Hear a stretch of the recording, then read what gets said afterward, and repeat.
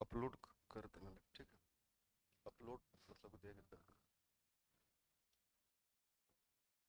On हो गया। Good morning to all of you. Maratha चल रहा था ना, और उस मराठे में छत्रपति चल रहा था। देखा ना लास्ट, वहां पे छूट गया। मुझे लगता है कि लास्ट में हम सी, शिवाजी का पूरा हमने करा दिया था, है ना। उसके बाद मैंने बताया था कि शिवाजी के बाद बता दिया था मैंने शिवाजी के उत्तराधिकारी पहले नंबर पे कौन बना था? राजाराम बन गया था, लेकिन फिर उसे हटाकर क्या किया गया? इनके पुत्र संभाजी बने। इसके बाद फिर कौन बना? राजाराम। इसके बाद ताराबाई का शासन आता है, और ताराबाई संरक्षिका के तौर पे काम कर रही थी। किसके लिए? तो राजाराम के पुत्र अल्पवयस्क थे, उनका नाम क्या था? शिवाजी द्वितीय। तो इनकी संरक्षिका बन के ये क्या कर रही थी? ताराबाई शासन कर रही थी। फिर इसके बाद आता है साहू का नंबर, साहू जी। फिर उसके बाद जो है आपका अंतिम जो हो जाता है वो कौन है? राजाराम द्वितीय। ये लगभग चीज मैंने आपको बतला दिया था, ठीक है। चलो आज भी थोड़ा थोड़ा बताया तुम्हें। संभाजी के टाइम पे मैंने आपसे ये कहा था कि इन्होंने मुगल शासक औरंगजेब के विद्रोही पुत्र अकबर को संरक्षण दिया, जिस वजह से संभाजी को पकड़ लिया गया और इनको हत्या कर दी गई, ठीक है। इनका कायम खत्म होता है। उसके बाद गद्दी पे कौन बैठता? आपका राजाराम। मुगलों ने इनको जिंजी के किला में 8 वर्ष तक घेर के रखा था, कैद थे 8 वर्ष तक, ठीक है। फिर भागे तो मर ही गए। और इन्हीं के टाइम पे साहू जी को मुगलों ने क्या किया था? बंदी बना लिया था। और बंदी बना करके इन्हें राजा की बेशक उपाधि भी दी गई थी। औरंगजेब ने साहू जी को क्या दिया था? राजा को उपाधि दिया था। लेकिन जब तक औरंगजेब मरा नहीं था तब तक बेचारे ये मुगलों के कैद में ही थे। कौन कैद में थे? साहू थे। और इनके साथ एक और लेडीज को ले गया गया था, यशुबाई को, जो इनकी संरक्षिका थी। तो जब इनको जेल में, मतलब कि जब मुगल इन्हें बंदी बना के लेके चले जाते हैं, तो राजाराम की जब डेथ होती है तो इनके पुत्र शिवाजी अल्पवयस्क थे। तो ताराबाई ने क्या किया? इनकी तरफ से एक तरीके संरक्षिका के तौर पर शासन शुरू करती है। फिर मुगल बादशाह औरंगजेब की 1707 में डेथ होती है, ठीक है। और मैंने कहा था कि जब तक मुगल बादशाह औरंगजेब की डेथ नहीं होती तब तक ये मुगलों की कैद में रहेंगे। तो 1707 में जब मुगल औरंगजेब की डेथ होती है, तो औरंगजेब का एक बेटा था आजम शाह, ठीक है। तो उसने क्या किया? साहू को रिलीज कर दिया। साहू को जब रिलीज किया गया जेल से, तो इन दोनों के बीच में टक्कर हुआ। याद आया कुछ? ताराबाई साहू जी के बीच में खेड़ नामक स्थान पे एक लड़ाई होती है, जिसमें बेचारी ताराबाई पराजय होती है और भाग करके कहां चली जाती है? तो महाराष्ट्र में, दक्षिण में। और दक्षिण में किस जगह पे? कोल्हापुर में। दक्षिण महाराष्ट्र के कोल्हापुर में। और जो साहू जी थे ये महाराष्ट्र के उत्तरी हिस्सा में थे। कौन सी जगह पे? सतारा। कौन सी जगह पे? सतारा में थे, ठीक है। इस तरीके से दो प्रकार से शासन मराठाओं का बट गया। एक महाराष्ट्र में दक्षिण में, जो कि कोल्हापुर में ताराबाई और शिवाजी के नेतृत्व में चलने लगा मराठा शासन। दूसरा महाराष्ट्र के उत्तर में सतारा में जो है साहू जी के नेतृत्व में शासन चलने लगा, ठीक है। और उसके बाद साहू जी के बेटे राजाराम द्वितीय आके बैठे हैं गद्दी पे। और इन्हीं के टाइम पे मैंने कहा था कि एक पेशवा था, ठीक है, उनका नाम था बालाजी बाजीराव। मैंने बताया था बालाजी बाजीराव। और बालाजी बाजीराव ने क्या किया? राजाराम द्वितीय के साथ एक संगोला की संधि कर ली। कौन संधि कर ली? संगोला की संधि कर ली। और संधि के तहत जो है मराठाओं का वास्तविक नेता कौन बन गया? पेशवा बन गया। और पेशवा का नाम क्या है?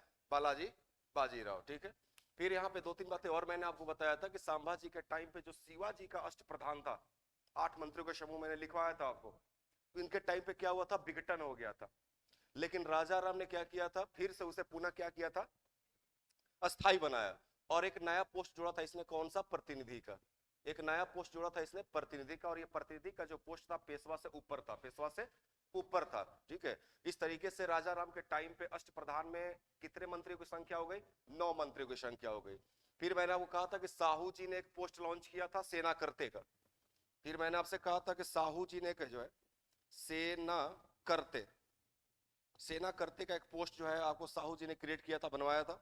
सेना करते का मतलब मैंने बताया था सेना को संगठन करने वाला अधिकारी सेना करते कहलाता है। और इस पोस्ट पे सबसे पहले साहू जी ने किसको रखा था? बालाजी विश्वनाथ को। किसको रखा था? बालाजी विश्वनाथ को। बालाजी विश्वनाथ को याद रखने पूछा हुआ है। तो सबसे पहले इस पोस्ट पे बालाजी विश्वनाथ को, और फिर साहू ने क्या किया था? यही जो बालाजी विश्वनाथ है, इनको आगे चल के 1713 में, कब? 1713 में इनको क्या बना दिया गया? पेशवा बना दिया गया, पेशवा बना दिया गया। तो पहले ये 1708 में किस पोस्ट पे थे? सेना करते। 1713 में बालाजी विश्वनाथ आपके पेशवा बन जाते हैं, और इनके बाद बालाजी विश्वनाथ के बाद जो पेशवा आएगा वो सब अनुवांशिक पोस्ट पे हो जाएंगे, यानी कि बेटे का बेटे का बेटा बेटा इस तरीके से आने लगेगा। याद रखेंगे कि शिवाजी ने अपने टाइम पे अष्टप्रधान को अनुवांशिक नहीं होने दिया था, वो स्वयं चुनाव करते थे। शिवाजी स्वयं क्या करते थे? योग्यता के हिसाब से, ठीक है। अष्टप्रधान में जो 8 मंत्री थे वो योग्यता के हिसाब से चुनते थे, लेकिन बालाजी विश्वनाथ के बाद क्या हुआ? पेशवा का पद क्या हो गया? अनुवांशिक हो गया। अब इनके बाद इनका बेटा आएगा बाजीराव प्रथम, बाजीराव प्रथम का बेटा आएगा बालाजी बाजीराव, बालाजी बाजीराव का बेटा माधवराव, नारायण राव, और फिर जो है आपका अंतिम बाजीराव द्वितीय। ये आपके मेरा पेशवाओं का इतिहास है। तो पेशवा का इतिहास तो बाद में देखेंगे, पहले दो भी पॉइंट्स इनके बारे में एक एक करके लिख लेते हैं। हेडिंग देंगे शिवाजी के उत्तराधिकारी, और उसके बाद पेशवा का बताता हूं। हेडिंग देंगे शिवाजी के उत्तराधिकारी, शिवाजी के उत्तराधिकारी।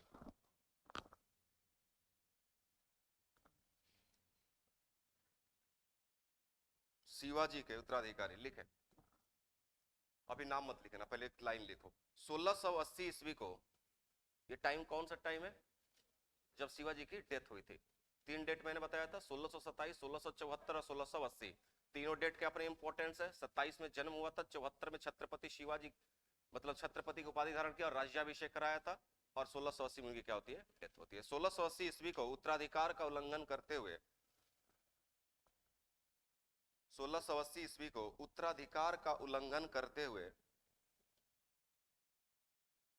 उत्तराधिकार का उल्लंघन करते हुए राजा राम का राज्याभिषेक किया गया। उत्तराधिकार का उल्लंघन करते हुए राजा राम का राज्याभिषेक किया गया। राजा राम का राज्याभिषेक किया गया, फुल स्टॉप। कुछ समय बाद संभाजी का राज्याभिषेक हुआ, फुल स्टॉप। कुछ समय बाद संभाजी का राज्याभिषेक हुआ। अब हेडिंग देंगे संभाजी 1680 से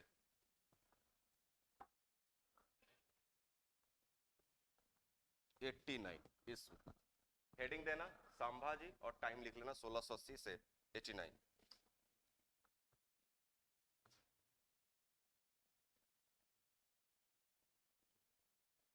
लिखेंगे इनकी मां का नाम,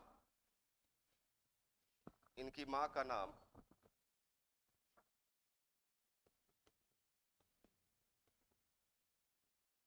साई बाई, पहली पत्नी है शिवाजी की, याद है ना? शिवाजी की कुल पत्नियों की संख्या 7, पहली पत्नी साई बाई। इनकी मां का नाम साई बाई था, फुल स्टॉप। केशव भट्ट और उमा जी पंडित, केशव भट्ट, केशव भट्ट और उमा जी पंडित इनके गुरु थे। उमा जी पंडित इनके गुरु थे।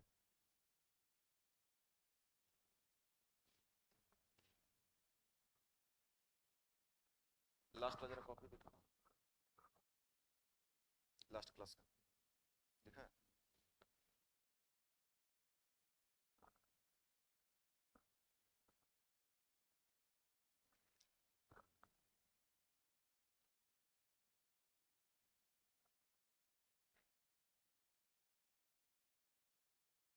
हाँ, ठीक। याद रहा शिवाजी की जब मृत्यु हुई थी तो बताया था इनको अंग्रेज मुगलों ने कैद कर रखा था पनहाला के किले में, ठीक है। वो मैंने लिखवा दिया लाइन यहीं पर, देख लेना, यहाँ पे लिखवा दिया, इसलिए नहीं लिख, इसमें लिखा। इन्होंने रायगढ़ को अपनी राजधानी बनाई। इन्होंने रायगढ़ को अपनी राजधानी बनाई। अपनी राजधानी बनाई, फुल स्टॉप। संभाजी के समय में, संभाजी के समय में, संभाजी के समय में अष्टप्रधान में, अष्टप्रधान में विघटन हो गया। संभाजी के समय में अष्टप्रधान में विघटन हो गया, विघटन हो गया। पैराग्राफ चेंज करके लिखना। संभाजी ने, संभाजी ने औरंगजेब के विद्रोही पुत्र,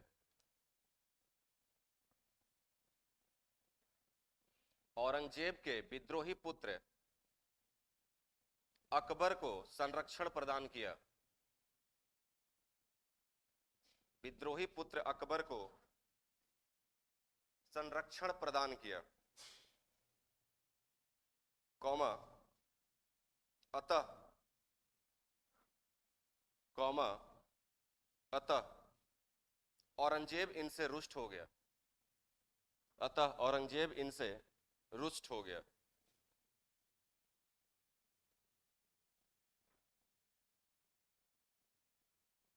फुल स्टॉप।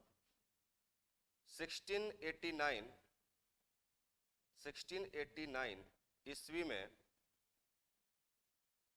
ईस्वी में संगमेश्वर के पास, संगमेश्वर के पास, संगमेश्वर,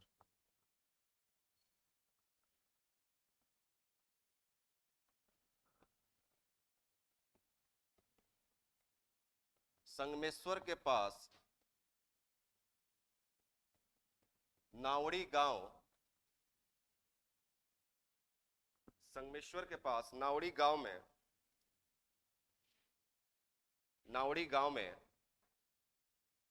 संभाजी को मुगल सेनापति, संभाजी को, संभाजी को मुगल सेनापति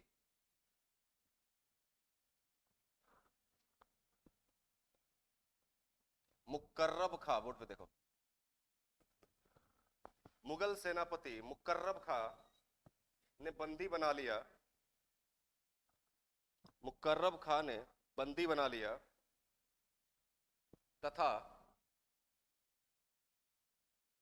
तथा कोड़े गांव लाकर, तथा कोड़े गांव,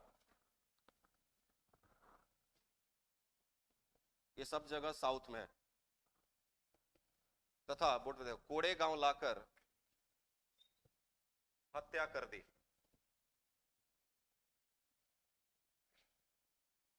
हत्या कर दी। अब हेडिंग देना राजाराम, हेडिंग देना राजाराम। 1689 से 1700 ईस्वी, 1689 से 1700, 1700 ईस्वी, इनमें लिखना। संभाजी के मृत्यु के समय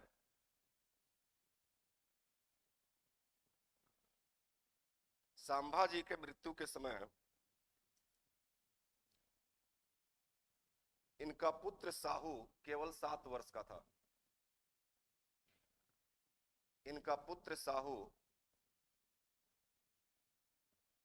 केवल 7 वर्ष का था, फुल स्टॉप। राजा राम ने, राजा राम ने अपना राज्याभिषेक,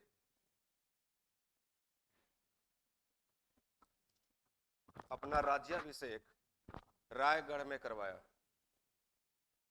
अपना राज्याभिषेक रायगढ़ में करवाया, फुल स्टॉप। 1689 ईस्वी में, 1689 ईस्वी में औरंगजेब ने रायगढ़ पर अधिकार कर लिया। औरंगजेब ने रायगढ़ पर अधिकार कर लिया।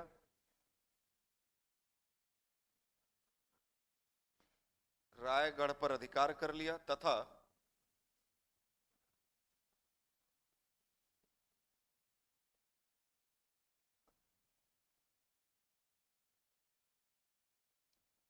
येसुबाई और साहू अधिकार कर लिया तथा येसुबाई और साहू को गिरफ्तार कर लिया।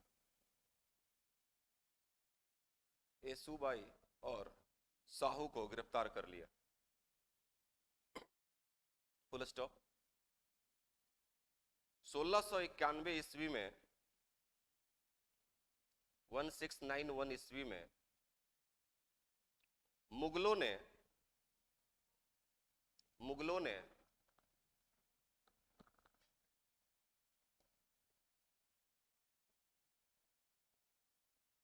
जुल्फिकर खां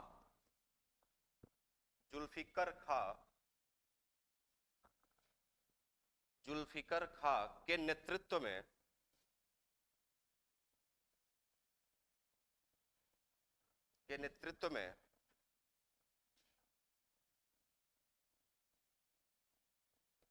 जिंजी के किले का घेरा डाला। याद है ना, रायगढ़ से भाग करके जिंजी चले गए थे राजा राम, तो 8 साल तक वहां पे घेर के मुगल सेना रह गई थी। जिंजी के किले का घेरा डाला। Full stop. 8 वर्षों तक 8 वर्षों तक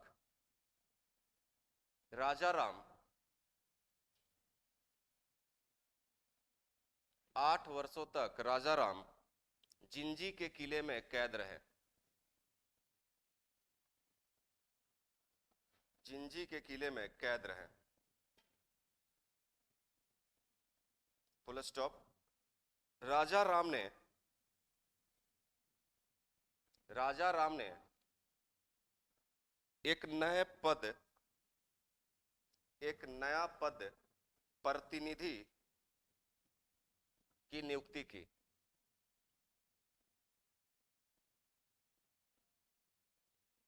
एक नया पद प्रतिनिधि की नियुक्ति की। Full stop. पद क्रम में पेशवा का पद।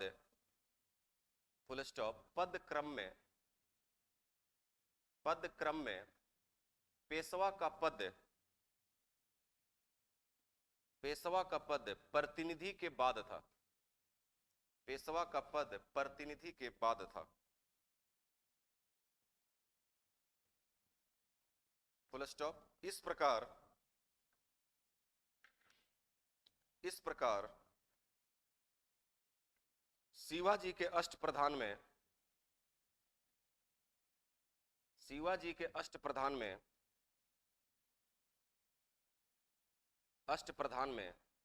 प्रतिनिधि सहित 9 मंत्री हो गए। प्रतिनिधि सहित 9 मंत्री हो गए। पैराग्राफ चेंज करके लिखना। नोट करके लिखो। Paragraph change, note. साहू को राजा की उपाधि दी गई। साहू को राजा की उपाधि दी गई। साहू को राजा की उपाधि दी गई, कौमा फिर भी वह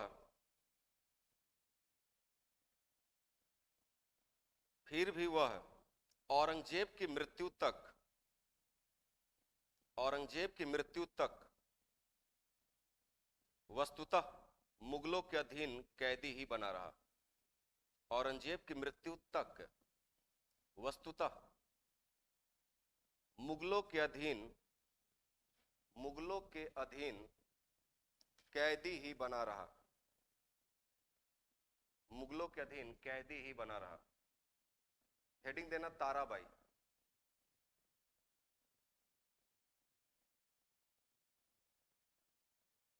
हेडिंग देना ताराबाई, ब्रैकेट में टाइम लिखना 1700 से 1707 ईस्वी। 1700 से 1707 ईस्वी। 2 लाइन लिखो इसमें। राजा राम की मृत्यु के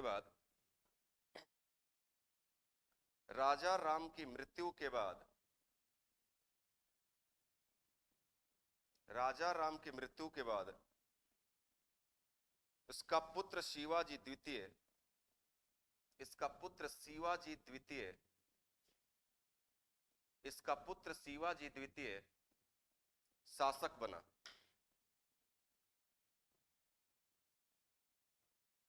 शासक बना तथा राजा राम की पत्नी ताराबाई, तथा राजा राम की पत्नी ताराबाई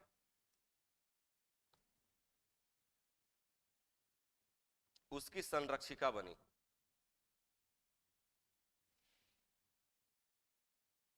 उसकी संरक्षिका बनी। अब हेडिंग देना साहू जी, हेडिंग साहू जी। और टाइम लिखना 1707 से 1749, 1707 से 1749। हाँ साहू जी लिखवाया तो था, लिखना 1707 से 1749। ये संभाजी के पुत्र थे, ये संभाजी के पुत्र थे।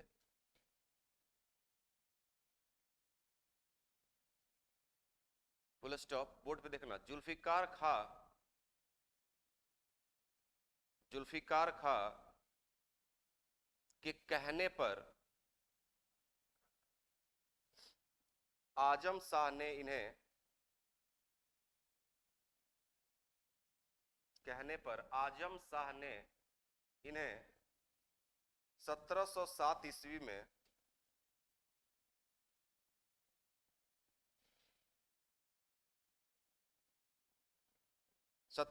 ईस्वी में मुगल कैद से रिहा किया।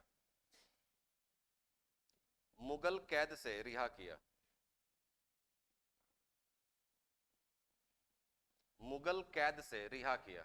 Full stop. 1707 ईस्वी में, 1707 ईस्वी में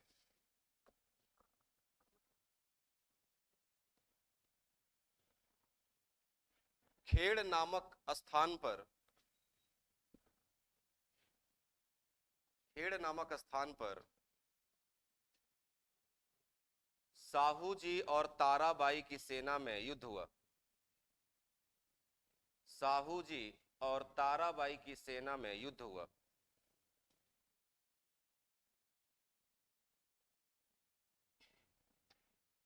युद्ध हुआ। Full stop. ताराबाई, ताराबाई की पराजय हुई। ताराबाई की पराजय हुई और वह भागकर, और वह भागकर दक्षिणी महाराष्ट्र पहुंच गई। और वह भागकर दक्षिणी महाराष्ट्र पहुंच गई। और वह भागकर दक्षिणी महाराष्ट्र पहुंच गई। Paragraph change. साहू ने, पैराग्राफ चेंज, साहू ने सतारा को अपनी राजधानी बनाई।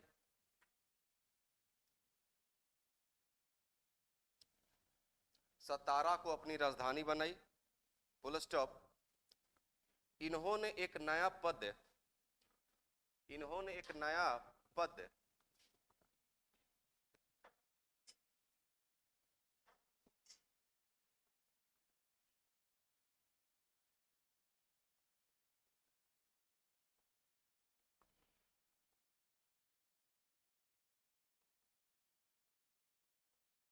इन्होंने एक नया पद सेना करते, सेना को संगठित करने वाला, का गठन किया। सेना करते, सेना को संगठित करने वाला, फुल स्टॉप, सॉरी ब्रैकेट बंद, का गठन किया।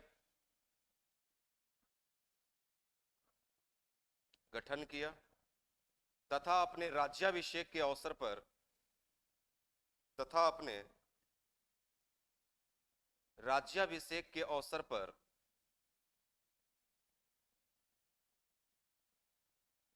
बालाजी विश्वनाथ को,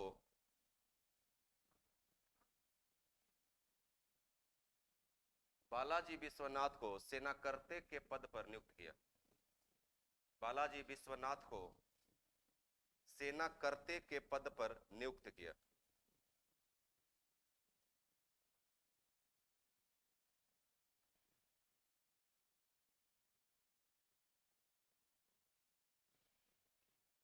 अगेन पैराग्राफ चेंज करना,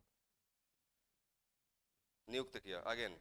इस तरह अब मराठा राज्य, इस तरह अब मराठा राज्य दो भागों में बट गया। मराठा राज्य दो भागों में बट गया। मराठा राज्य दो भागों में बट गया। हाइफन देना उसके सामने, लकीर खींचना और लिखना उत्तर में सतारा राज्य, उत्तर में सतारा राज्य जो साहू के अधीन था, उत्तर में सतारा राज्य जो साहू के अधीन था,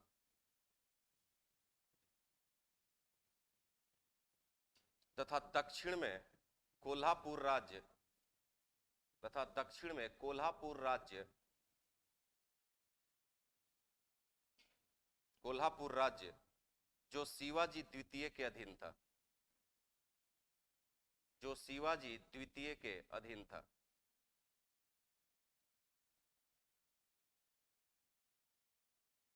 लास्ट एक नाम लिखो, राजा राम द्वितीय, हेडिंग राजा राम द्वितीय। टाइम लिखना 1749 से 50।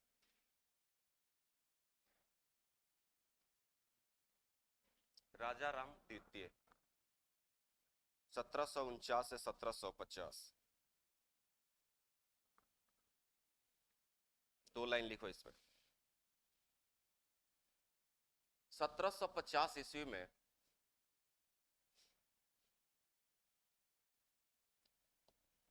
बालाजी बाजीराव से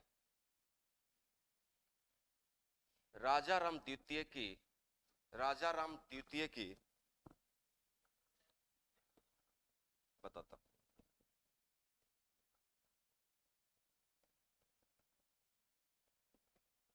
1750 ईस्वी में बालाजी बाजीराव से राजा राम द्वितीय की संगोला की संधि, बोर्ड पे देखो, संगोला की संधि हो गई, संगोला की संधि हो गई, फुल स्टॉप। इस संधि के अनुसार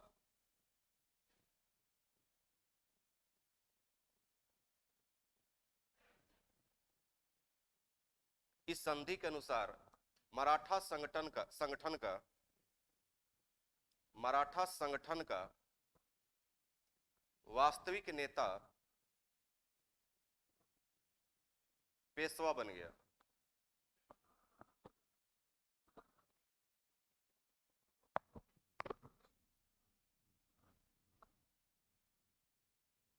ठीक है, चलो, तो ये थे आपके छत्रपति। अब थोड़ा पेशवाओं का इतिहास देखते हैं।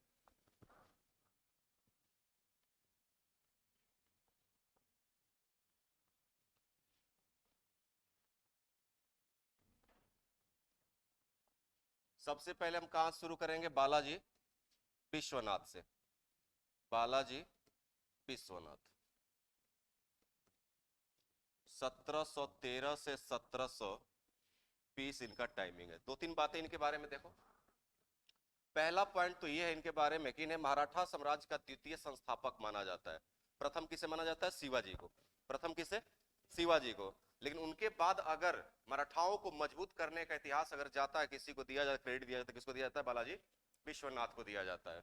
पेशवा बालाजी विश्वनाथ। मैंने बताया था अभी कि साहू ने, अभी मैंने बताया था आपको कि साहू ने 1708 में इनको कौन सा पोस्ट दिया था? सेना करते का। और 1713 में, और साहू ने 1713 में बच्चा इनको कौन सा पोस्ट दे दिया? पेशवा। और यहीं से पेशवा पद क्या हो गया? अनुवांशिक हो गया। क्या हो गया? अनुवांशिक हो गया। याद रखना शिवाजी के टाइम पे अनुवांशिक नहीं था, ये पूछा है इसलिए मैं बार बार कोट कर रहा हूं। ठीक है, दो चीज आप याद रखना। इसके बाद कहोगे सर कौन सी ऐसी अचीवमेंट थी बालाजी विश्वनाथ की कि जिसे आप मराठा साम्राज्य का द्वितीय संस्थापक मान रहे हो, यानी कि शिवाजी के बाद इनको क्रेडिट दे रहे हो आप मराठाओं को कंसोलिडेट करने के लिए? तो इन्होंने क्या किया था बालाजी विश्वनाथ ने कि दिल्ली में मुगल एक शासक था, ठीक है, उसका नाम था रफी उद दरजात। ये मुगल शासक है आपका, ये आपका मुगल शासक है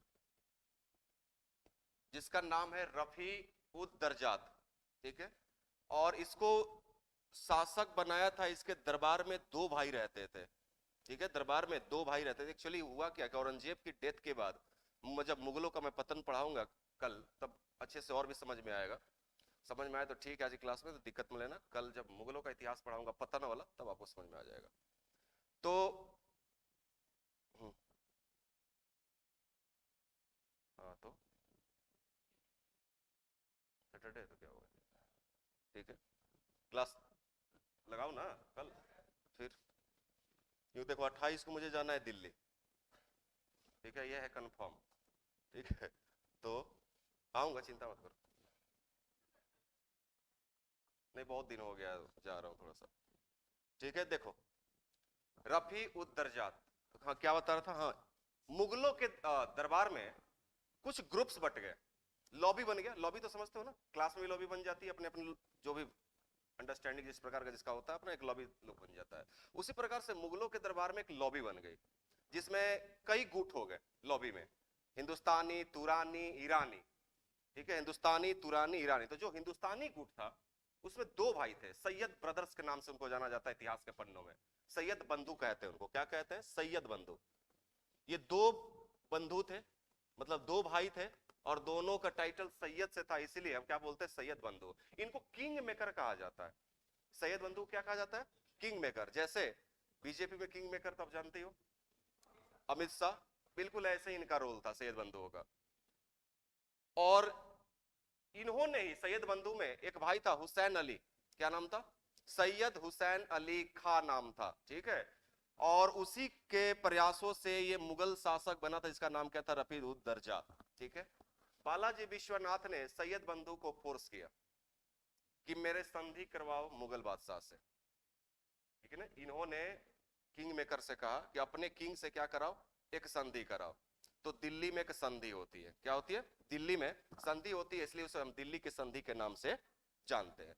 इस संधि के तहत दो प्रोविजन आपको याद रखना है, दो प्रस्ताव आपको, प्रोविजन आपको याद रखना है। पहला कि रफी उद दर्जा जो मुगल शासक है, ठीक है, ये तो पेशवा है ना, और किसका पेशवा है ये, छत्रपति शाहू के पेशवा है, ठीक है। जैसे आपका प्रधानमंत्री मोदी जी हो गए, ठीक है, तो क्या है, एक तरीके से पेशवा है। लेकिन किंग मेकर कौन है, तो अभी नाम दिया आपने, ठीक ना, ऐसे ही। तो ये जो भी ट्रीटी कर रहे हैं वो किसके लिए कर रहे हैं, साहू के लिए कर रहे हैं। जो भी बेनिफिट मिलेगा किसको मिलेगा, साहू को मिलेगा, ठीक है। क्योंकि इनके क्या है, प्रधानमंत्री हैं, प्रधानमंत्री को क्या बोलते हैं, पेशवा बोलते हैं, ठीक है। तो एक पहला ये संधि हुआ, इस संधि के तहत जो है रफीद उद दर्जात ने कहा कि ठीक है, साहू को महाराष्ट्र का वास्तविक स्वामी मान लिया, महाराष्ट्र का वास्तविक स्वामी मान लिया कि ठीक है भाई, हम आपको अपने तरफ से महाराष्ट्र का एक्चुअल किंग का हम दर्जा दे रहे हैं, और आपके क्षेत्र पे हम मुगल कभी अटैक, ठीक है। और जो भी क्षेत्र साहू ने जीत रखा था महाराष्ट्र के अलावा दक्षिण भारत में, उन सभी क्षेत्रों पर जो है इसने अधिकार दे दिया कि आप ही वहां के क्या है, वास्तविक स्वामी। दूसरा जो पॉइंट था वो ये था कि इसने दक्षिण भारत में, यानी कि साउथ इंडिया में 6 सूबे जो कि मुगलों के हुआ करते थे, वहां से चौथ और सरदेशमुखी वसूल करने की छूट दे दी। और चौथ तो मैं पढ़ा चुका हूं आप लोग, ठीक है। ऐसा क्षेत्र जहां पे लीगली राइट्स नहीं था मराठाओं का, लेकिन वो कहते थे कि रेड नहीं मारूंगा, इसके बदले कितना, 1/4 भाग देना होता था, ठीक है। तो दक्षिण भारत के 6 सूबों से, ठीक है, इसने रफी उद दर्जात ने साहू जी को वसूल करने का, चौथ वसूल करने का क्या दे दिया, अधिकार दे दिया, ठीक है। और बदले में इन्होंने कहा कि तुम भी कुछ दो। तब बालाजी विश्वनाथ ने कहा कि ठीक है, जब भी आपको मुश्किल दौर आएगा तो मैं आपको सहायता करूंगा, सपोर्ट करूंगा, और लगभग 15,000 घुड़सवार सेना आपके लिए भेजूंगा मैं। अगर आप पे कोई अटैक करता है, दुश्मन अटैक करता है कुछ, तो उस टाइम मैं क्या करूंगा, आपको इस तरीके का आपको हेल्प करूंगा। और 10 लाख 10 लाख प्रति वर्ष रुपया जो है आपको भेजता रहूंगा। किसने कहा, बालाजी विश्वनाथ ने। और किसके जगह पे ट्रीटी हो रहा है, साहू के नाम पे हो रहा है, ठीक है। तो 10 लाख रुपया हर साल, साल में 10 लाख रुपया जो है इसको भेजने का वादा किया गया, ठीक है। और यही जो ट्रीटी हुआ, जैसे दिल्ली समझौता के नाम से जाना जाता है, इसको एक इतिहासकार है रिचर्ड टेम्पल, उन्होंने इसे कहा है कि मराठाओं का मैग्ना कार्टा। अच्छा याद है आप लोगों को, मैंने 1717 का फर्रुखशियार का फरमान पढ़ाया था, ठीक है, और उस फरमान के तहत बहुत सारे प्रॉफिट्स अंग्रेजों को मिले थे, ठीक है, सूरत में मिला था, हैदराबाद में मिला था, 38 गांव आसपास खरीदने का अधिकार मिला था, याद आया, ठीक है। उनके सिक्के जो थे बंबई टकसाल में, उसको अनुमति दे दिया था मुगल बादशाह फर्रुखशियार ने। तो मैंने कहा था कि वो क्या था, मैग्ना कार्टा था, बता था ना। और मैग्ना कार्टा का मतलब क्या होता है, महान अधिकार पत्र, अधिकार पत्र। तो ये अधिकार किसको मिला, मराठाओं को मिला, ठीक है, लेकिन बदले में इन्होंने भी कुछ सहायता करने का वचन दिया, ठीक है। तो यही है बालाजी विश्वनाथ और उनसे संबंधित सारी चीजें। तो हेडिंग दे दो बालाजी विश्वनाथ, टाइम लिख दो। पहले तो हेडिंग देना पेशवाओं का इतिहास, एक एक समझते जाओ, लिखते जाओ। तो हेडिंग देना पेशवाओं का इतिहास, और पहले नंबर पे बालाजी विश्वनाथ 1713 से 1720, 1713 से 1720।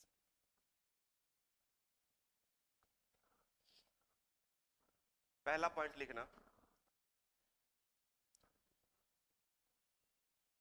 लिखो, इनको मराठा साम्राज्य का, इनको मराठा साम्राज्य का द्वितीय संस्थापक, द्वितीय संस्थापक माना जाता है।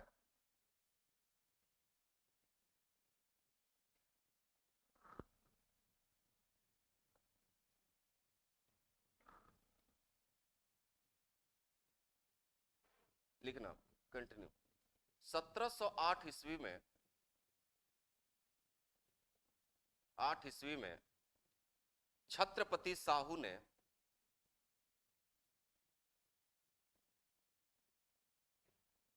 छत्रपति साहू ने इन्हें सेना करते का पद, इन्हें सेना करते का पद दिया था,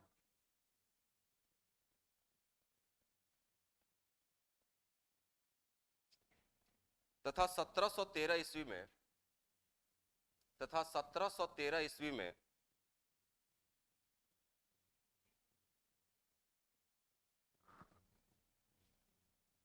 पेशवा नियुक्त किया, 1713 ईस्वी में पेशवा नियुक्त किया।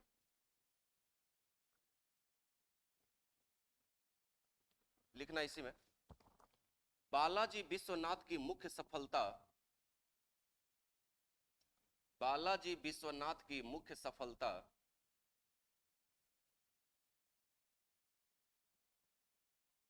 बालाजी विश्वनाथ की मुख्य सफलता 1719 में, 1719 ईस्वी में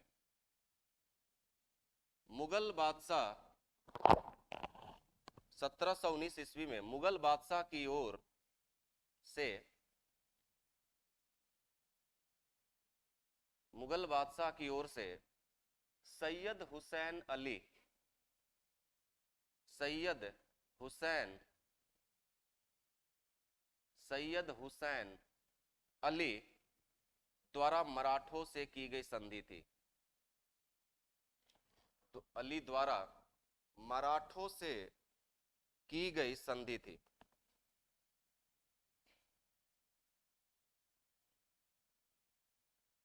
की गई संधि थी, फुल स्टॉप। इस संधि के अनुसार, इस संधि के अनुसार, और इसके सामने हाइफन दे दो, इस संधि के अनुसार एक हाइफन दे दो। अब पहला पॉइंट लिखो, पहला पॉइंट लिखो, मुगल बादशाह, मुगल बादशाह, बोर्ड पे देखो, रफी उद दरजात, बोर्ड पे लिखा है,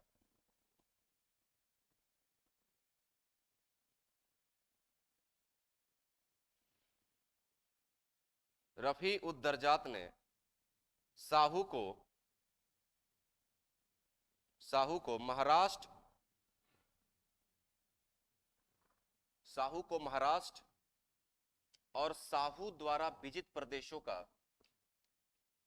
और साहू द्वारा विजित प्रदेशों का विजित प्रदेशों का स्वामी मान लिया, विजित प्रदेशों का स्वामी मान लिया।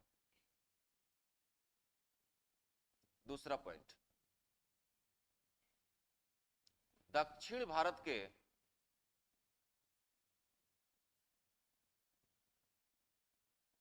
दक्षिण भारत के 6 सूबों से,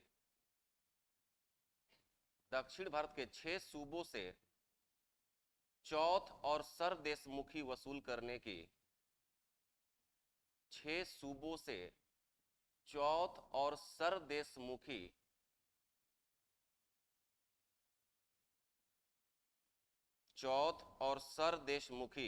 वसूल करने की अनुमति दे दी गई।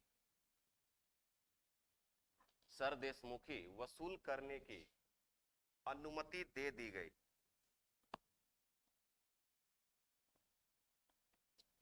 Full stop. इसके बदले में, इसके बदले में साहू ने, इसके बदले में साहू ने अवसर पड़ने पर, अवसर पड़ने पर मुगलों को, अवसर पड़ने पर मुगलों को 15,000 घुड़सवार सैनिक की सहायता देने, 15,000 घुड़सवार सैनिकों की सहायता देने,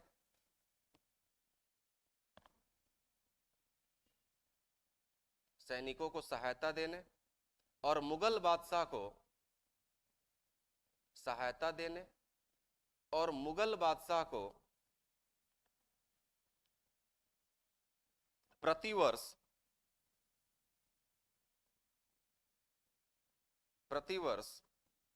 10 लाख रुपए, 10 लाख रुपए देना स्वीकार किया।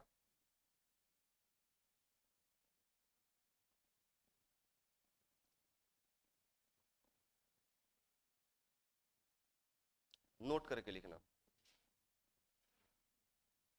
यह दिल्ली की संधि के नाम से प्रसिद्ध है।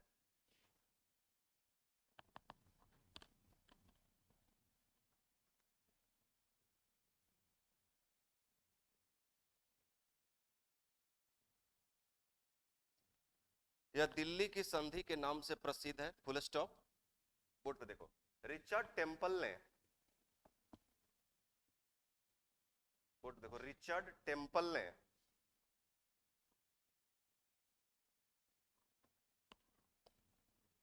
ने इस संधि को, इस संधि को मराठों का मैग्ना कार्टा कहा है।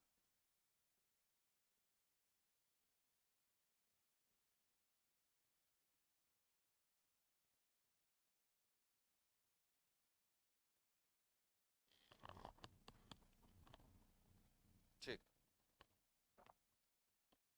अब दूसरे नंबर पे पेशवा का जो क्रम आता है उसका नाम क्या है? बाजीराव प्रथम। बाजीराव प्रथम 1720 था ना इनका, 1713 1720 ना, तो इनका हो जाएगा 1720 से 1740 ईस्वी, बाजीराव प्रथम के टाइम पे। हेडिंग दे दो। अच्छा, आप लोग को याद होगा मैंने शिवाजी के टाइम पे हिंदू पद पातशाही कुछ बताया था आपको। क्या था वो? एक बार फिर से बताया। क्या था वो हिंदू पद पातशाही? हिंदुस्तान से मुस्लिम साम्राज्य को उखाड़ के फेंक करके हिंदुस्तान में हिंदू साम्राज्य की स्थापना करना, हिंदू पद पातशाही, जिसका समर्थन शिवाजी ने भी किया था। और इन्होंने तो खूब प्रचार किया इस चीज का। इन्होंने, बाजीराव प्रथम ने पूछा है कि हिंदू पद पातशाही को किसने जो है खूब अत्यधिक प्रचार किया और हिंदुओं को यूनाइट होने के लिए कहा और इसे खूब लोकप्रिय भी बनाया? तो आंसर होगा आपका बाजीराव प्रथम हो जाएगा। अब देखो इनके टाइम पे दो घटना, एक हैदराबाद के निजाम के साथ, याद है ना मैंने कहा था आपसे कि हैदराबाद के शासक को हम क्या बोलते थे? निजाम। और हैदराबाद राज्य का संस्थापक कौन था? निजामुल मुल्क। हैदराबाद के स्वतंत्र राज्य का संस्थापक कौन था? निजामुल मुल्क। ठीक है। ये मुगल शासक मोहम्मद शाह रंगीला के दरबार में रहते थे। ठीक है। ये औरंगजेब के बाद इस तरीके के नाम आ रहे हैं। ठीक है, देखेंगे कल की क्लास में। तो उन्हीं के टाइम में ये उनके दरबारी थे निजामुल मुल्क। और एक दिन को गुस्सा आता है, क्योंकि उसका नाम ही क्या है? मोहम्मद शाह रंगीला। तो थोड़ा सा रंगीन मिजाज का था वो। ठीक है। तो उसके रंगीन मिजाज से ये गुस्सा आता है और बैग उठाते हैं और दक्षिण भारत चले जाते हैं। और जाकर उन्होंने कौन से राज्य की स्थापना कर दी? हैदराबाद की। ठीक है। और खुद शासक बन गए। तो शासक बन गए तो क्या कहलाएंगे? ये निजाम कहलाएंगे। ठीक है। पहला घटना इनके साथ है। घटना यह है कि बाजीराव और निजामुल मुल्क, एक्चुअली मैंने आपको कुछ देर पहले बताया था कि मराठा साम्राज्य दो गुटों में बट गया। एक दक्षिण में कोल्हापुर हो गया और महाराष्ट्र के उत्तर में कौन सा? सतारा। तो इसने क्या किया? जो हैदराबाद का निजामुल मुल्क है, इसने कोल्हापुर जो वाला गुट था ना मराठाओं का, कोल्हापुर वाला, इसको भड़काया। और भड़काया किसके खिलाफ? सतारा के खिलाफ, कि तुम अटैक करो, मैं तुम्हें बैक से सपोर्ट दूंगा, ऐसे करके। ये बात पता चल गया बाजीराव प्रथम को। ठीक है। और फिर क्या था? बाजीराव प्रथम ने डंडा उठाया और इनके साथ युद्ध हुआ, जिसमें बेचारे निजामुल मुल्क की क्या हो गई? हार हो गई। अब हार हो गई तो संधि हो गई। ठीक है। तो संधि हुई मुंशी सीवा गांव की संधि। कौन सी संधि हुई? मुंशी सीवा गांव की संधि। और संधि के तहत बाजीराव ने इनसे कहा कि आप हैदराबाद के निजाम हो, तो हैदराबाद से भी आप चौथ दोगे। तो यहां से भी चौथ और सरदेशमुखी वसूल करना शुरू कर दिया। ठीक है। तो क्या कह सकते हैं कि बाजीराव प्रथम ने एक्सपेंशन किया मराठाओं से? ये कहां चला गया? आपका हैदराबाद तक। अरे भाई, अगर ये इनको दे रहा चौथ और सरदेशमुखी वसूल करने का अधिकार, तो कहीं ना कहीं जो है इसके अंडर में आ गए। इसके अंडर में ये निजामुल मुल्क आ गए। ठीक ना। इसके बाद बाजीराव प्रथम ने कहा कि दिल्ली चलो। कहां चलो? दिल्ली चलो। तो ये दिल्ली के लिए निकलते हैं बाजीराव प्रथम। अब ये दिल्ली के लिए निकलते हैं। तो जब दिल्ली के लिए निकलते हैं तो शासक आलमगीर द्वितीय था दिल्ली में। ठीक है। तो जब ये निकलते हैं दिल्ली के लिए, तो दिल्ली का जो मुगल शासक है, उसने अगेन हैदराबाद के निजाम को एक कहा कि जो है तुम मुझे समर्थन देने के लिए आ जाओ। और यही टाइम है, हम दिल्ली और हैदराबाद दोनों मिल करके क्या करते हैं? बाजीराव प्रथम को परास्त करते हैं। तो तुम्हारी भी अधीनता क्या हो जाएगी? समाप्त हो जाएगी। इस उद्देश्य से ये हैदराबाद का निजाम दिल्ली के शासक के कहने पे चल देता है। और ये बात फिर पता चल जाता है बाजीराव प्रथम को कि हैदराबाद का निजाम पुनः आ रहा है। ठीक है। और क्या करता है कि ये जो आपके बाजीराव प्रथम है, ये अभी निकला ही था हैदराबाद का निजाम दिल्ली पहुंचने के लिए, तो बीच रास्ते भोपाल में इनको पकड़ लिया। बीच रास्ते भोपाल में ही बाजीराव प्रथम ने क्या किया? बोला कहा अगेन संधि करो मेरे साथ। ठीक है। फिर से संधि करने के लिए बाध्य किया गया। और इस बार जो संधि हुई, दुरई सराय की संधि, दुरई सराय की संधि हुई। और इस संधि के तहत बहुत बड़ा दक्षिण भारत का एक भाग बाजीराव प्रथम ने इससे ले लिया। मालवा प्रदेश ले लिया। इस संधि के तहत मालवा प्रदेश आपको पड़ता है मध्य प्रदेश में, और बहुत ही फर्टाइल लैंड है वहां पे, उपजाऊ भूमि वहां पे। ठीक है। तो मालवा का रीजन ले लिया बाजीराव प्रथम ने दूसरी बार की संधि में। ठीक है। और मालवा के साथ साथ नर्मदा से चंबल तक का जितना इलाका था, नर्मदा नदी से चंबल घाटी के बीच में जितना इलाका था, इस संधि के तहत सभी बाजीराव प्रथम ने ले लिया। तो अल्टीमेट लॉस किसका हुआ? बेचारा हैदराबाद का ही। दो बार हो गया है। एक बार चौथ और सरदेशमुखी वसूल करने के लिए, और दूसरी बार बहुत सारा एक बड़ा एक भाग है जो है किसे दे दिया? बाजीराव प्रथम को दे दिया। तो ये संघर्ष था हैदराबाद के निजाम के साथ बाजीराव प्रथम का। ठीक है। तो हेडिंग दे देना बाजीराव प्रथम, दो तीन पॉइंट्स इसके लिख लो फटाफट। बालाजी विश्वनाथ की मृत्यु के पश्चात, बालाजी विश्वनाथ की मृत्यु के पश्चात,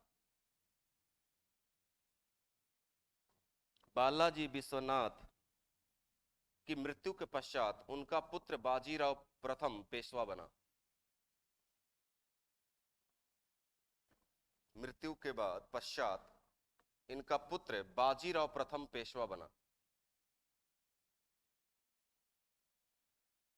इनका पुत्र बाजीराव प्रथम पेशवा बना। Full stop. बाजीराव ने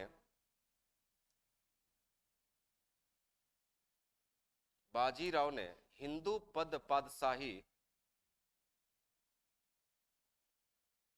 हिंदू पद पातशाही के आदर्श का, हिंदू पद पातशाही के आदर्श का प्रचार किया और इसे लोकप्रिय बनाया, और इसे लोकप्रिय बनाया।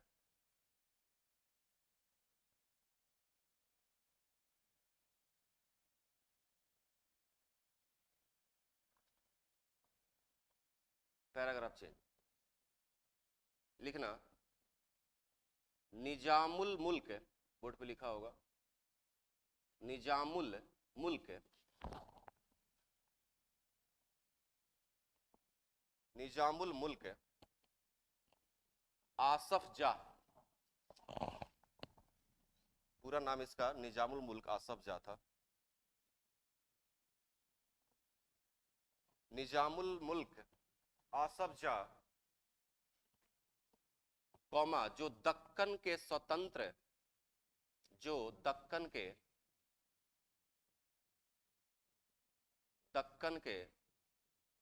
ज्योग्राफी में दक्कन उक्कन शब्द का इस्तेमाल होता होगा, दक्कन का पठार, डेक्कन प्लेट्यू, स्वतंत्र दक्कन के स्वतंत्र हैदराबाद राज्य का संस्थापक था। दक्कन के स्वतंत्र हैदराबाद राज्य का संस्थापक था।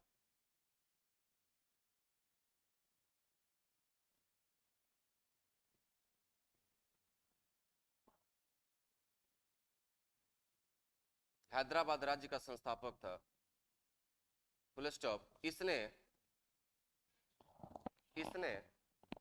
कोल्हापुर गुट वाले, कोल्हापुर गुट को, इसने कोल्हापुर के चप्पल शायद वहां बनता है, इंडस्ट्रियल, स्लीपर इंडस्ट्री, क्या लिखा, कोल्हापुर गुट को प्रोत्साहित कर, कोल्हापुर गुट को प्रोत्साहित कर मराठों के बीच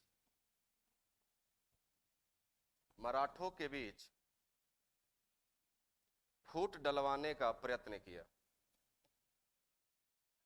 मराठों के बीच फूट डलवाने का प्रयत्न किया, फुल स्टॉप।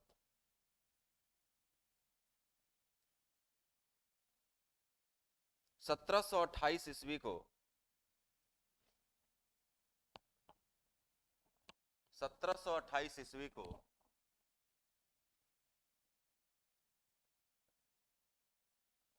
पालखेड़ के समीप, पालखेड़ के समीप बाजीराव ने निजाम को पराजित किया, बाजीराव ने निजाम को पराजित किया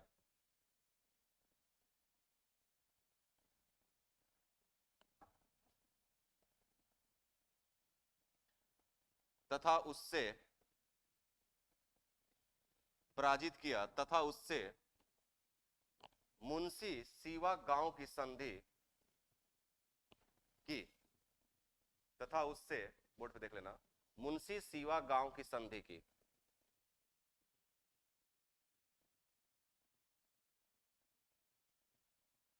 फुल स्टॉप। इस संधि के अनुसार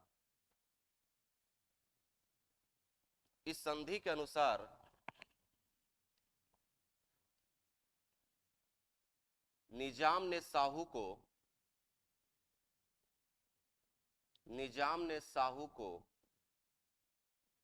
चौथ तथा सरदेशमुखी देना स्वीकार किया, चौथ तथा सरदेशमुखी देना स्वीकार किया।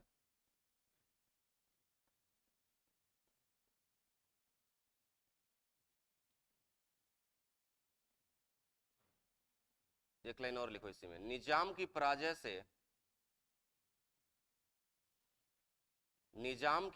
से दक्कन में निजाम की पराजय से दक्कन में मराठों की सर्वोच्चता स्थापित हो गई। दक्कन में मराठों की सर्वोच्चता स्थापित हो गई।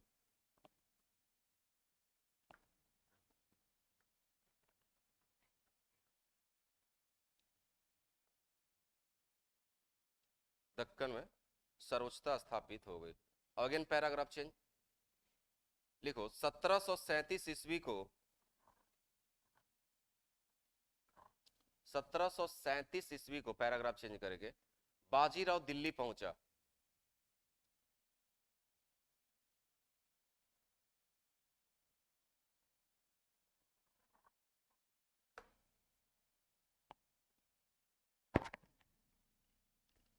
Full stop. मुगल बादशाह ने निजाम को मराठों के विरुद्ध भेजा। मुगल बादशाह ने निजाम को मराठों के विरुद्ध भेजा।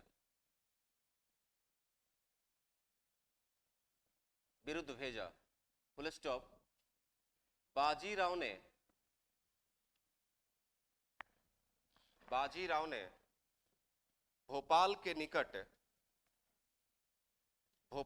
निकट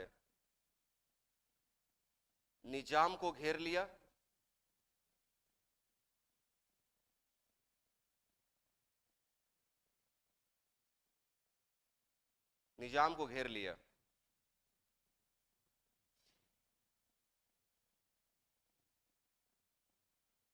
तथा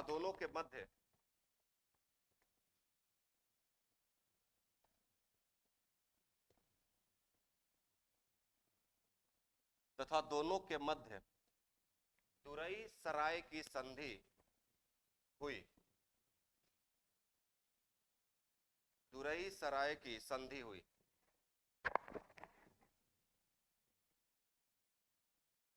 तुरई सराय की संधि हुई।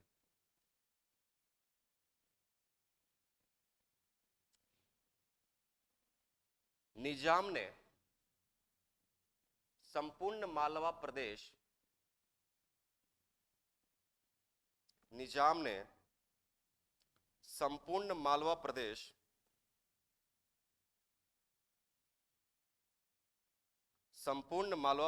तथा नर्मदा से चंबल तक संपूर्ण मालवा प्रदेश तथा नर्मदा से चंबल के इलाके की पूरी सत्ता मराठों को सौंप दी।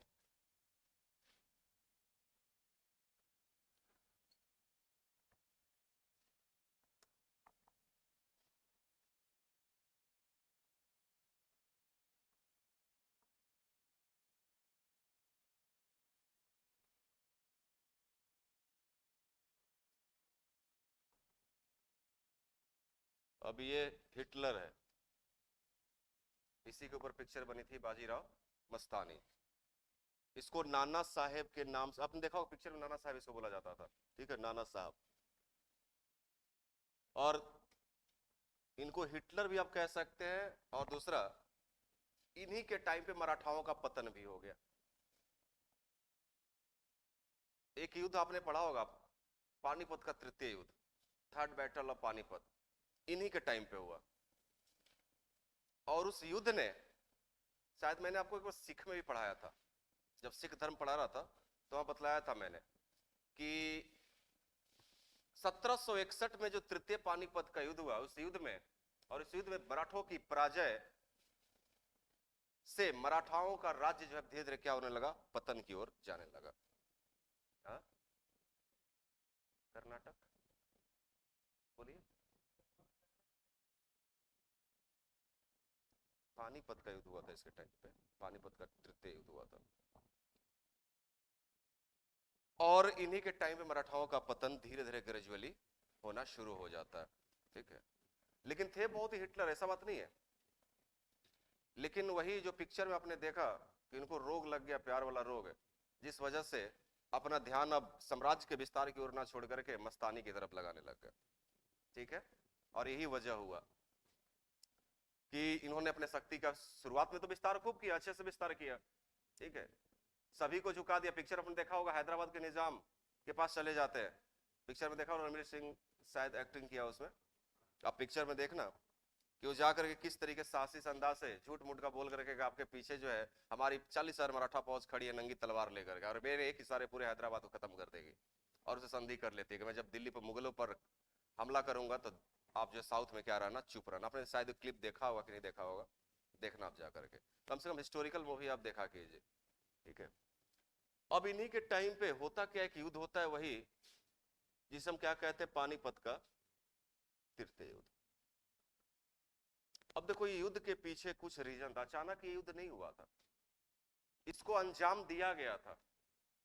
और अंजाम कैसे दिया गया कि इनके टाइम पे एक मराठा सरदार थे, उनका नाम था रघुनाथ राव। क्या नाम था उनका? रघुनाथ राव। और मराठा सरदार ही है रघुनाथ राव, ये चले गए कहां पे? दिल्ली चले गए। कहां चले गए? दिल्ली चले गए। और दिल्ली जाकर के इन्होंने क्या किया कि मुगल बादशाह से संधि कर ली। क्या कर लिया इन्होंने? मुगल बादशाह से संधि कर लिया। और मुगल बादशाह के दरबार में एक मीर बख्शी के पद पर व्यक्ति था, मीर बख्शी के पद पर एक व्यक्ति था, उसका नाम था नजीबुद्दौला। क्या नाम था उसका? नजीबुद्दौला। तो मुगल जो बादशाह थे उसके दरबार में एक पोस्ट था मीर बख्शी का, लेखा जोखा रखने वाला मीर बख्शी, ठीक है। और उसके पोस्ट पे कौन था? नजीबुद्दौला नाम का व्यक्ति था। और यह व्यक्ति जानते हो किसका था? अफगानिस्तान के शासक अहमद शाह अब्दाली का। किसका था? अफगानिस्तान के शासक अहमद शाह अब्दाली का। इसे अहमद शाह दुरानी भी कहते हैं, ठीक है, दुरानी, क्योंकि दुरानी साम्राज्य था इसका वहां पे अफगानिस्तान में, दुरानी साम्राज्य था, ठीक है। तो रघुनाथ राव ने मुगल बादशाह को कहा कि क्यों अहमद शाह अब्दाली के व्यक्ति को आपने अपने दरबार में रखा, इसको हटाइए। अब मुगल बादशाह ने रघुनाथ राव के कहने पे क्या किया? नजीबुद्दौला को उसके पद से हटा करके वापस भेज दिया कि जाओ, कोई जरूरत नहीं है। और उसके बाद रघुनाथ राव ने क्या किया कि ये बड़ा सा जानवर दिखा मुझे वहां, दिल्ली नहीं थी,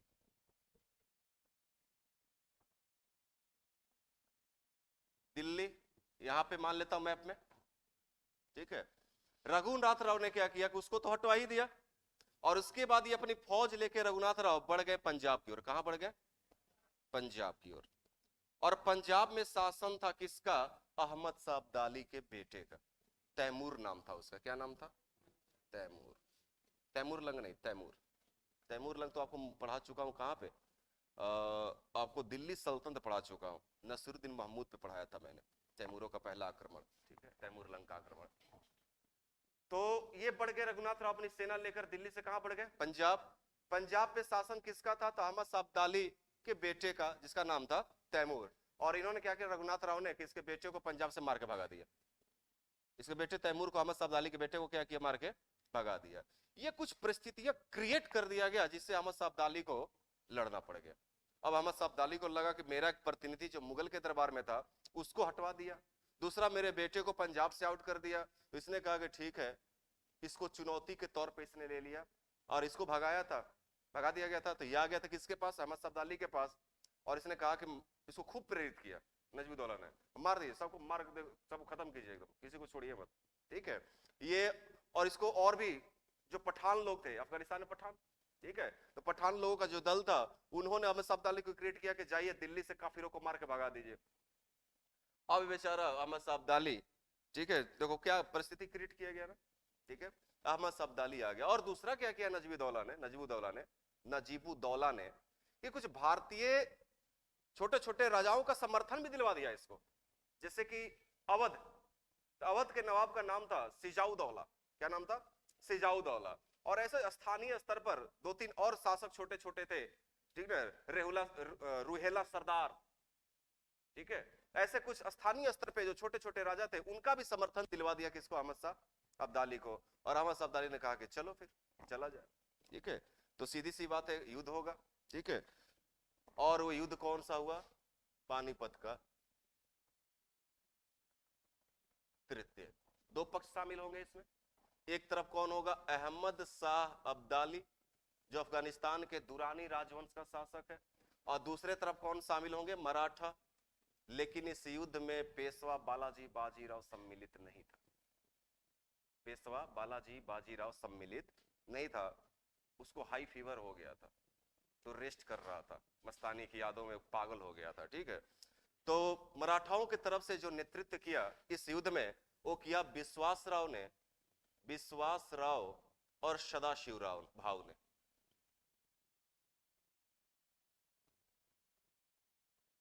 सदाशिवराव भाव और विश्वासराव, इन दो लोगों ने क्या किया कि पेशवा के जगह पे मराठाओं का नेतृत्व किया इस युद्ध में, तृतीय पानीपत के युद्ध में।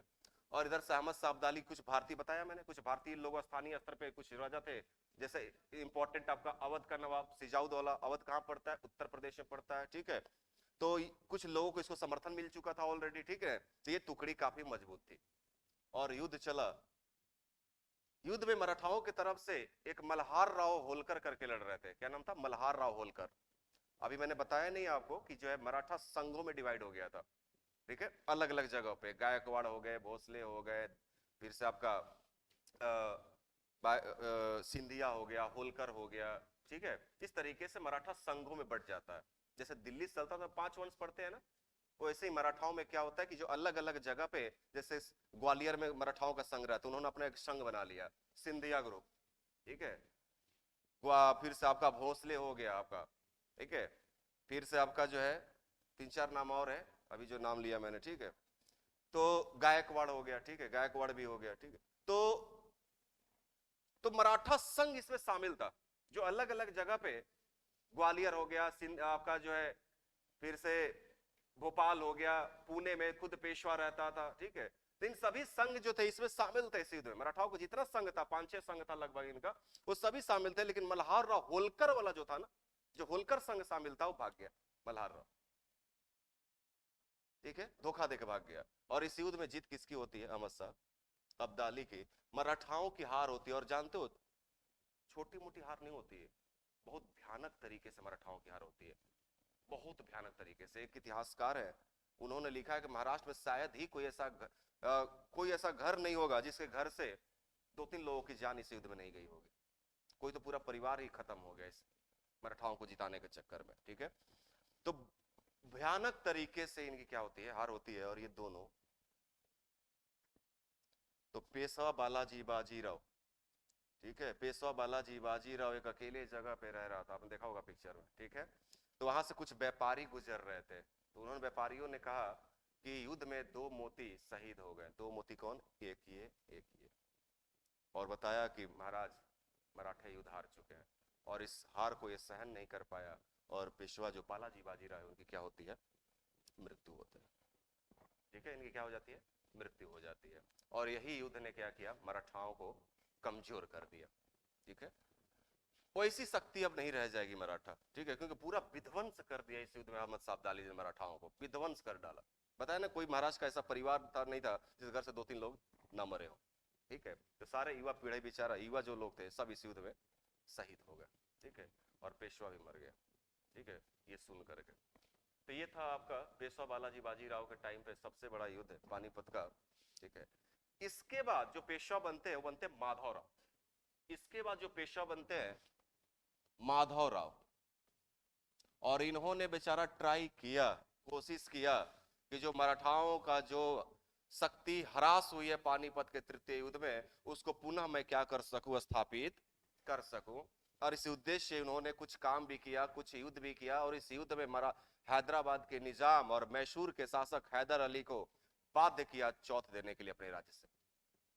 तो कहीं ना कहीं रीस्टोर करने में लगे हुए, क्या करने में लगे हुए? रीस्टोर करने में लगे हुए हैं। लेकिन वही है ना कि परिवार में एक क्या बोलते हैं? विभीषण बोलते हैं ना, ठीक है। तो इनके परिवार में एक चाचा थे, रघुनाथ राव, चाचा थे, उनका नाम था रघुनाथ राव। इन्होंने कहा माधव राव से कि देख, साम्राज्य का बंटवारा कर, आधा मुझे दे, आधा तू रख।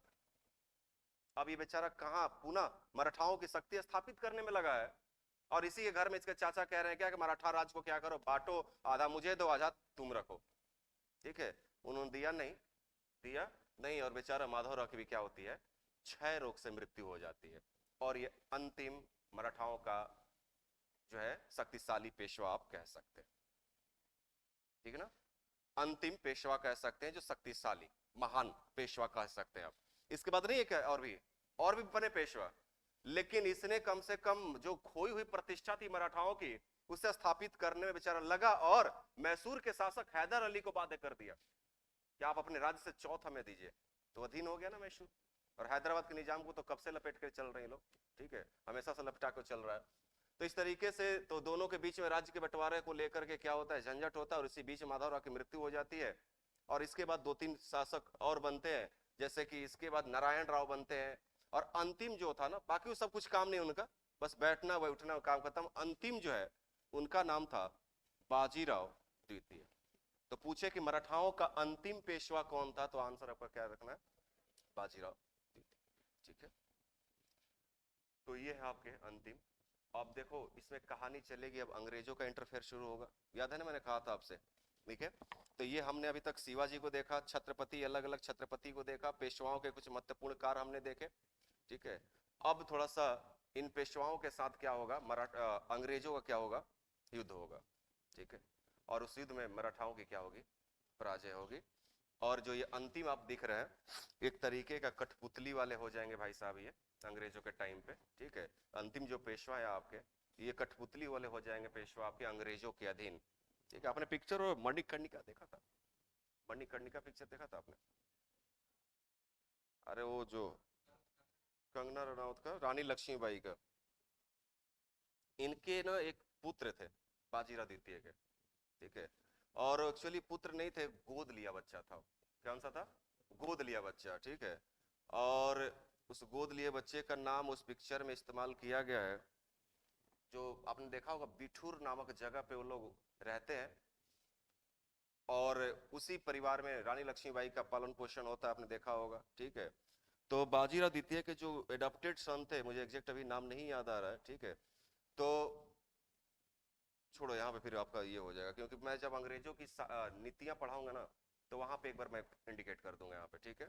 तो अंग्रेजों की पॉलिसी जब मैं पढ़ाऊंगा आपको, जिसमें सहायक संधि पढ़ाऊंगा, व्यपगत का सिद्धांत पढ़ाऊंगा, तो सिद्धांत के साथ मैं बनाऊंगा कि अंग्रेजों की एक पॉलिसी थी कि जो भी राज्य रजवाड़े हैं देश के, अगर उनका अपना बेटा नहीं हुआ, अपने पत्नी से अपना बेटा नहीं हुआ, ठीक है, तो उनको वो राज्य अंग्रेजों को दे देना होगा। इसी को राज्य अपहरण नीति कहते हैं, इसे डलहौजी ने शुरू किया था 1848 में, ठीक है। इसी को डॉक्ट्रिन ऑफ लैप्स कहते हैं, व्यपगत का सिद्धांत कहते हैं, ठीक है, अलग अलग नामों से जानते हैं। उसी का बेचारे ये शिकार हो गए थे। हाँ ना ना, बाल गंगाधर, बाल गंगाधर तो उनके पति का नाम था ना, ठीक है।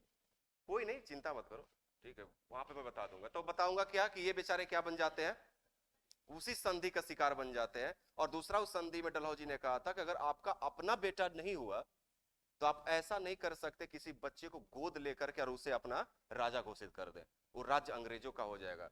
अगेन मैं पिक्चर की बात करता हूं, आपने पिक्चर मणिकर्णिका देखी होगी, तो आपने देखा डलहौजी आता है, तब आता है जब रानी लक्ष्मीबाई के पति की डेथ हो जाती है, और उनका एक बेटा भी हुआ था, वो भी डेथ कर जाता है। तो डलहौजी सेना लेकर आता है और बोलता है क्या, अपना राज्य मुझे, झांसी मुझे दे दो। तो रानी लक्ष्मीबाई ने कहा था मैं अपना राज्य नहीं दूंगी, मैं अपना झांसी नहीं दूंगी। एक्चुअली वही जो ट्रीटी था ना, कि ट्रीटी जो अभी हमने कहा आपसे कि राजा का अपना पुत्र होगा तो वही उस गद्दी पे बैठ सकता है। तो रानी लक्ष्मीबाई के तो पति मर गए, दूसरा एक बच्चा था दामोदर राव, वो भी मर गया, तो अब तो पति भी नहीं रहे, ठीक है। पति होते तो दूसरा बच्चा भी हो जाता, ठीक है।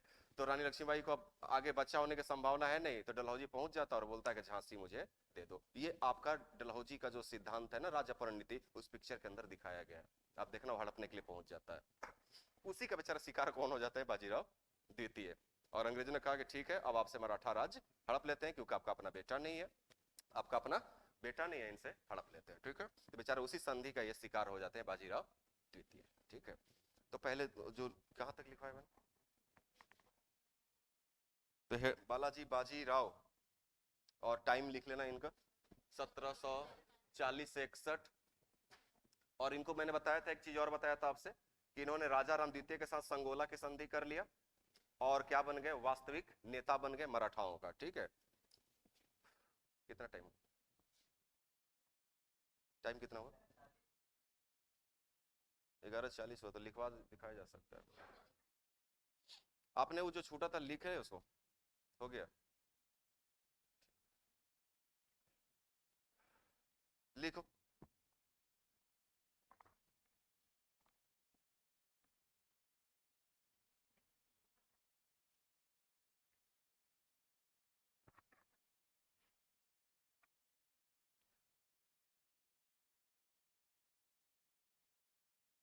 लिखना पहला पॉइंट, इनको नाना साहेब के नाम से भी जाना जाता है। इनको नाना साहब के नाम से भी जाना जाता है।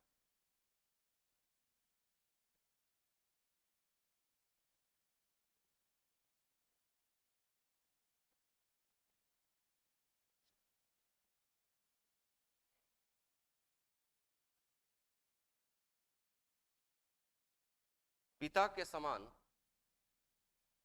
पिता के समान बालाजी, बालाजी भी, इनके पिता कौन है, बाजीराव प्रथम, जो ऊपर है ना इसके पहले बाजीराव प्रथम। पिता के समान यह भी 20 वर्ष की आयु में पेशवा बने थे। यानी कि इनके पिता बाजीराव प्रथम और ये दोनों ही 20 वर्ष की उम्र में क्या बने थे, आपका पेशवा बने थे। और लगभग दोनों बाप बेटे ने 20 साल 21 साल के आसपास शासन किया पेशवा में। उनका भी देखा था 40 से 60 था, इनका जो 20 से 40 था, 40 से 61 है। पिता के समान भी यह 20 वर्ष की आयु में पेशवा बने।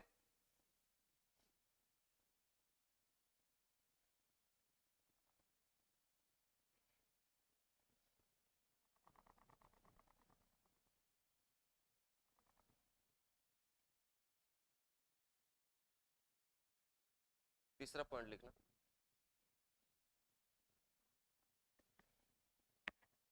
1757 ईस्वी में, 1757 ईस्वी में रघुनाथ राव एक सेना के साथ दिल्ली पहुंचे।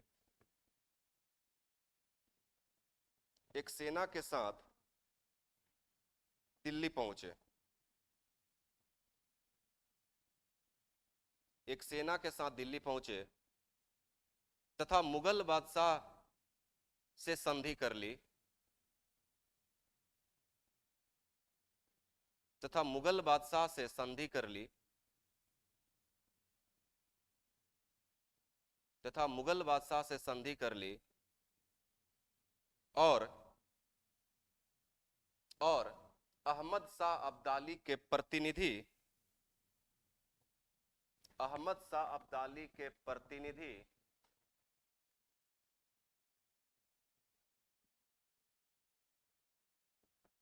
नजीबुद्दौला, नजीबुद्दौला को, नजीबुद्दौला को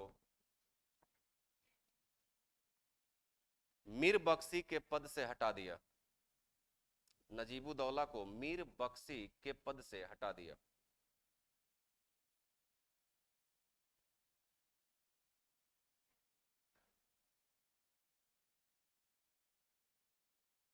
मीर बख्शी के पद से, आप लिखा तो है मीर बख्शी, मीर बख्शी के पद से हटा दिया, फुल स्टॉप, कंटिन्यू लिखना। 1758 ईस्वी में, इसी में 1758 ईस्वी में रघुनाथ राव, रघुनाथ राव पंजाब की ओर बढ़ा। रघुनाथ राव पंजाब की ओर बढ़ा, पंजाब की ओर बढ़ा और अब्दाली के पुत्र, और अब्दाली के पुत्र, और अब्दाली के पुत्र राजकुमार तैमूर को पंजाब से निकाल दिया। राजकुमार तैमूर को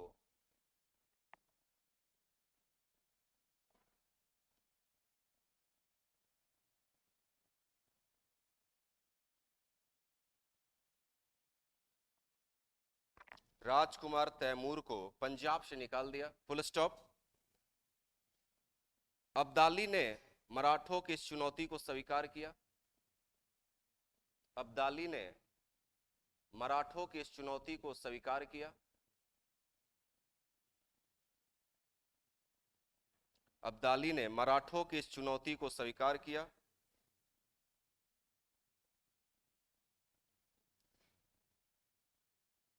फुल स्टॉप। नजीबुद्दौला और पठानों ने नजीबुद्दौला और पठानों ने अब्दाली को प्रेरित किया। अब्दाली को प्रेरित किया कि वह दिल्ली से काफिरों को निकाल दे, कि वह दिल्ली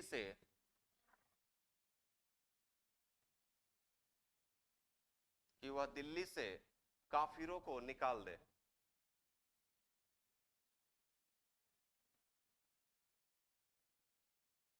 इसी में कंटिन्यू लिखना। नजीबुद्दौला ने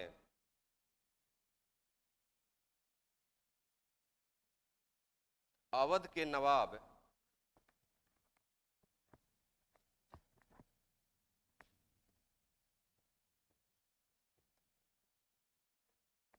बोर्ड पे देखो, अवध के नवाब सुजाउद्दौला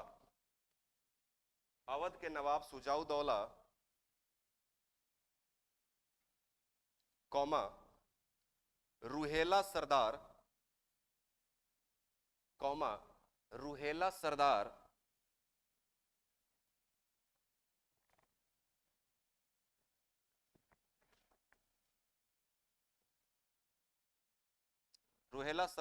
हाफिज रहमत खां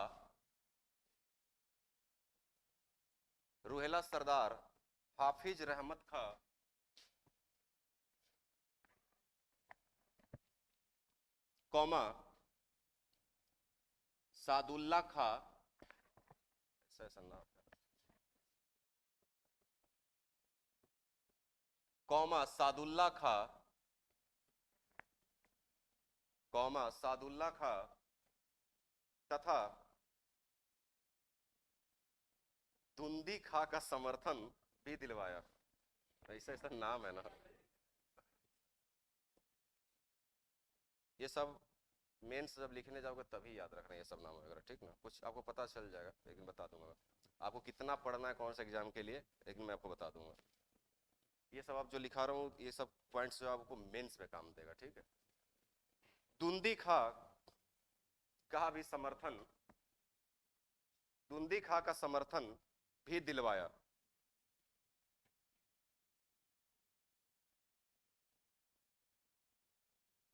अब अगले पॉइंट पे आना और लिखना पानीपत का तृतीय युद्ध। अगला पॉइंट और लिखो पानीपत का तृतीय युद्ध। पानीपत का तृतीय युद्ध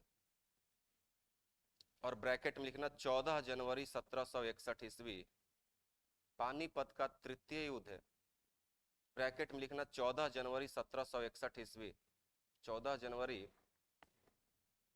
1761 ईस्वी। एरो दे देना उसके सामने, एरो दे देना। यह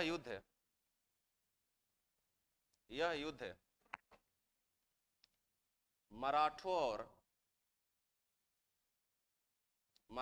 और अफगानिस्तान के शासक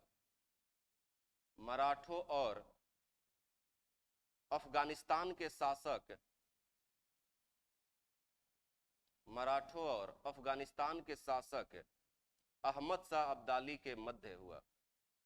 अहमद शाह अब्दाली के मध्य हुआ।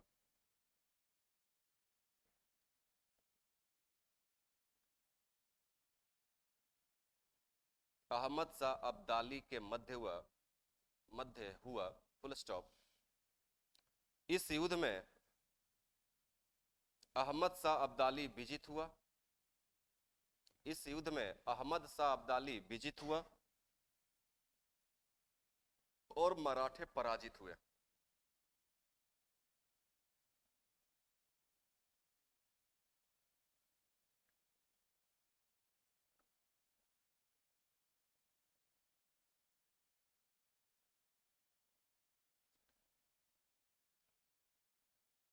इस युद्ध में, फुल स्टॉप, इस युद्ध में जाट जाति है हरियाणा की, दिल्ली में पाई जाती है, और उसी का कभी कभी लैंग्वेज में बोलता हूं। जाट कौमा राजपूत,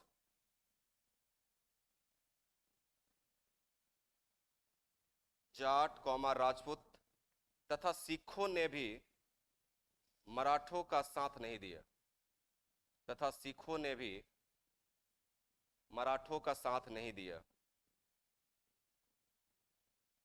साथ नहीं दिया, कौमा साथ नहीं दिया, कौमा यहां तक कि, यहां तक कि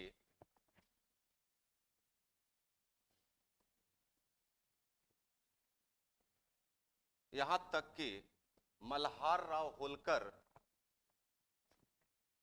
मल्हार राव होलकर युद्ध से भाग गया। मल्हार राव होलकर युद्ध से भाग गया।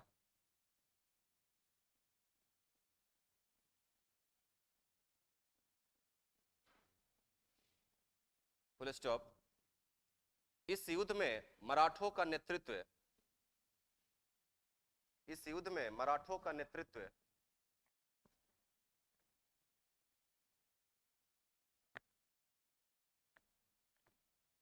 विश्वासराव सदाशिवराव भाव ने किया। विश्वासराव और सदाशिवराव भाव ने मराठों का नेतृत्व, विश्वासराव और सदाशिवराव भाव ने किया।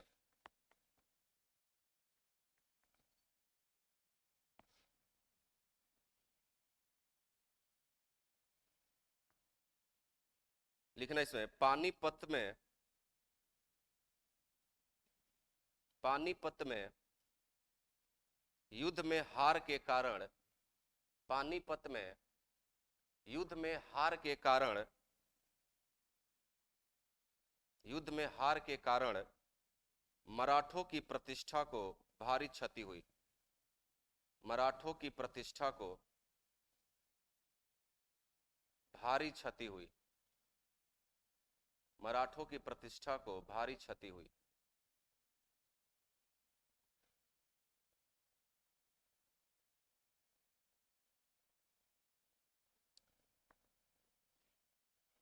इस युद्ध में, इस युद्ध में पराजय को, पराजय को बालाजी बाजीराव, इस युद्ध में पराजय को बालाजी बाजीराव सहन नहीं कर सका, सहन नहीं कर सका, और 1761 ईस्वी में उसकी मृत्यु हो गई। और 1761 ईस्वी में उसकी मृत्यु हो गई।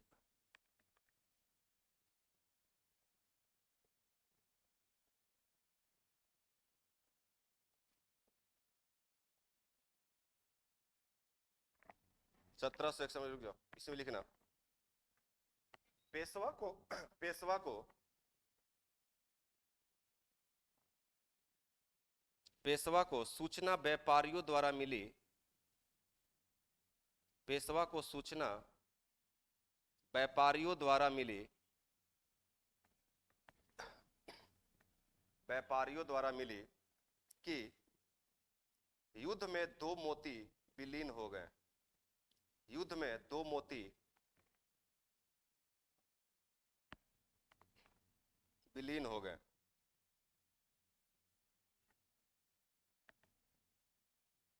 अब छोड़ देते हैं, कल लिखवा दूंगा। हाँ, कॉपी दिखाना आप जरा।